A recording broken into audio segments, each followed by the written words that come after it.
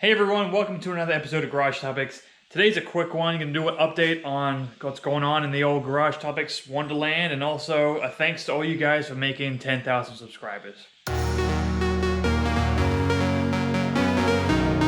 This is take 2. I did the other take and the GoPro messed up my footage terribly, so half of it is from this take and the other's from the other take, but it's going to go over the whole story and what's going on and give you guys an update. Before we get into everything, I can't believe them at 10,000 subscribers. I'm super happy. I really appreciate everyone that spends the time to watch the videos. I kind of go back and forth between different kind of projects and different cars, but the general mindset is doing stuff yourself, getting out in the garage and working. I called it Garage Topics because I wanted to just cover anything related to a garage, whether you're working in the garage or doing something outside of the garage that you made in the garage. So that's where that name came from. I've got some new merch coming out, and I've got some really exciting things coming on for 2020, so I'm serious about this. If I want to get bigger and better, we got to be more serious and get kind of crazy with some stuff and keep it real. So I'm looking for all kinds of suggestions. Leave a comment below. Be sure to subscribe and like the videos if you like what you're watching. Today's episode is going to go over what's going on with all the cars and what the deal is. I'm going to start off with the Corvette here. Let me turn the light on. Oh, that looks a whole lot better. All right, I'm going to start off with the Corvette. So I made an update on Instagram about this, but I have not made a YouTube announcement on it.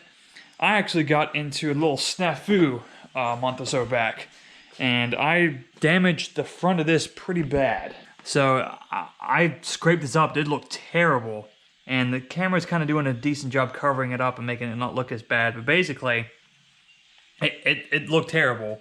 I slapped some spray paint on it really quick, but basically the whole front bumper and fender needs to be replaced if it wants to be perfect. I may do a better job of touching it up here, but for right now it looks good from about 5 feet away. The front bumper was bad to begin with, so I'm not too worried about that. It needed to be replaced anyway for it to be looking super club dirty fresh, but what I am upset about is the back. So I spun around, it was cold out and rainy. I wasn't even doing anything crazy. It was like, that's a whole nother subject, but yeah, the back got tagged, which is a bummer. Because the whole back of this was immaculate. So the back can be repaired. I don't think I need a whole new bumper for that, but still sucks. Other than that, though, car's been driving great. I've had it for over a year now. I put over 3,000 miles on it. I'm gonna make a video dedicated to this, but overall pretty happy with the car. Interior looks great after doing all these modifications. Still could use a little bit of love, but so far so good. I drive this whenever I can, when it's not raining. It's been raining almost every day. But that's the update.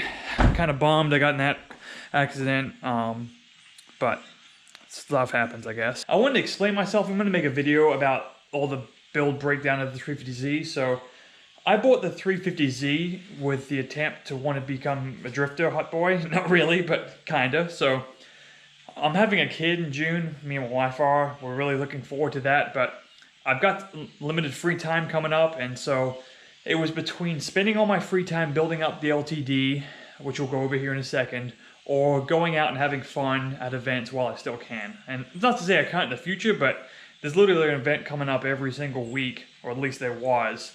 And so I was like, I can hit up at a drift event almost every single weekend and try to get some good seat time in. So that's why I picked it up. Yeah, so that was the plan. I've done some work to it. It came with coilovers, so I've jacked it up as you saw in the previous video. This car is to be a seat time car. I don't want to damage this car if I can avoid it, but it's not the prettiest thing. I can do small things here and there to make it cosmetically better, obviously the fender and such, but this car is to learn with. I'm really looking forward to driving it. Mechanically it's good, but there's going to be some more episodes coming up about fixing it up and going through the whole process of me becoming a drifter, let's say. So I've been hesitant about it for a while, so I'm just going to dive into it and see how it goes. There's this, like, the neighbor's house has this bamboo and like thousands of birds go and nest there in the evenings. That's why that sound's going on. It's kind of tough to make videos. It definitely has been tough the past couple years here. The garage is great, and I'm very appreciative to have a garage, but it's pretty tight, especially when my wife's car is in here, which is in here a lot, and having all the tools, there's not a whole lot of room. It would be ideal if I had a specific place to work on these cars with more room and a lift or something like that. That would be ideal. I don't know, something there would be great.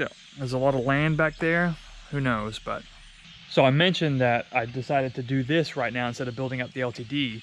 And I did that because I wanted to go to these events, but obviously this coronavirus has happened, and it's kind of shut down a lot of these events. So I'm not sure if we're gonna actually be able to get to drift this at an event before we have a child. So I don't know what I'm gonna do. I'm still gonna build it up for sure, but it might be a switch of gears to be like, do a couple things here and there and this, and then all my other time just go towards cranking out the LTD, because I've got a couple parts for it, which I'm going to go over here shortly. But that's kind of the situation we're in. I hope everyone out there is staying safe and staying bunkered down and doing what they can to help out without spreading the disease. But I mean, no one likes doing this. It's just a bummer. I'm gonna do what I can to make some content if I can, to fill some time out for you guys. I like watching YouTube content, so if I can watch it and give back, then I'll do what I can. So that's the 350Z in a nutshell.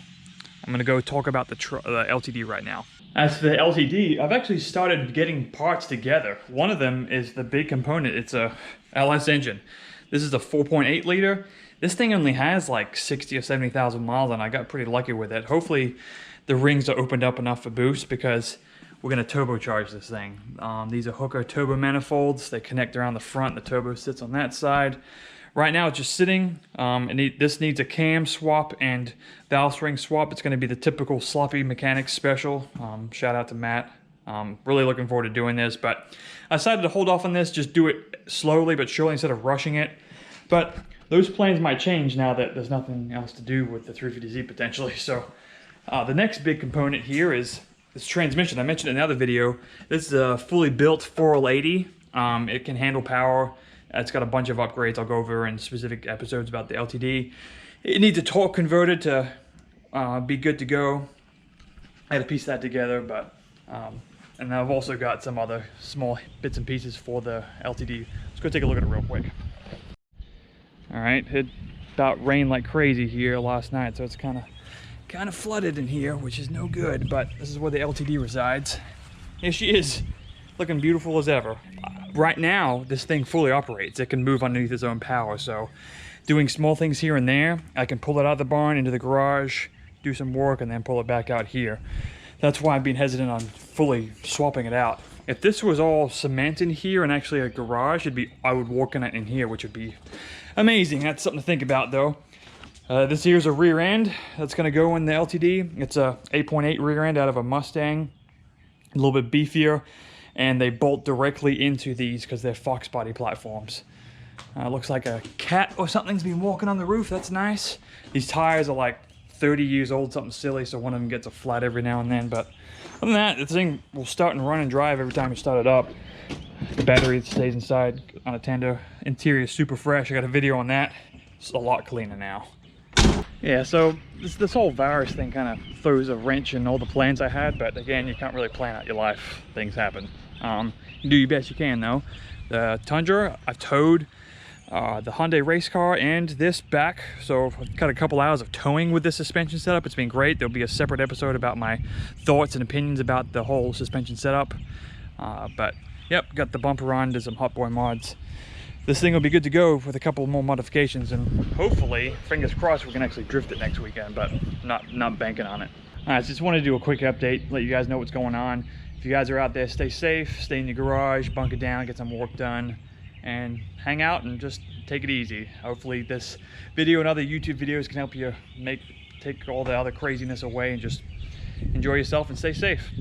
That's all I got. Thanks a lot for watching. Be sure to subscribe if you want more videos about these awesome vehicles and then cool projects. And then if you got a dog, make sure it doesn't go out in public, you know. Want to make sure your dogs are safe. Thanks a lot for watching. Catch you later. Peace out.